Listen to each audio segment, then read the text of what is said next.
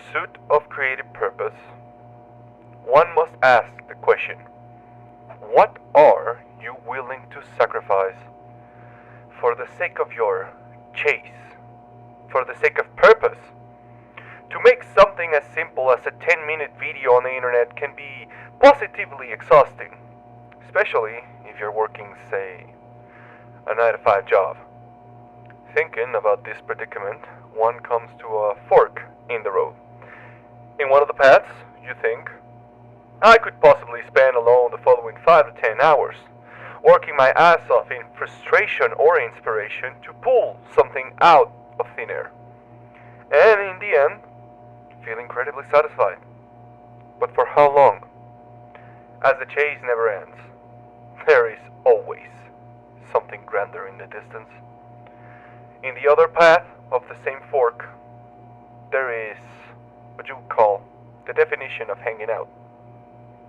Whether it being sports, community, any sort of entertainment you may please, with friends, peers, your significant other, public or private instances, there is always that second road. And I find myself most of the time choosing this path. I decide to hang out. But please, do not misunderstand my words. Hanging out is definitely a positive experience. We are social beings at the end of the day. And social interaction helps us develop as people in a positive manner. At least, most of the time. But the thought pains me. To me, it means to turn my brain off and feed off the work of someone else who took the other path on that same fork. A person who continues the chase. The chase is most satisfactory in the end, but it can make you feel alone. What about those relationships you have forced? Your mind may say to you.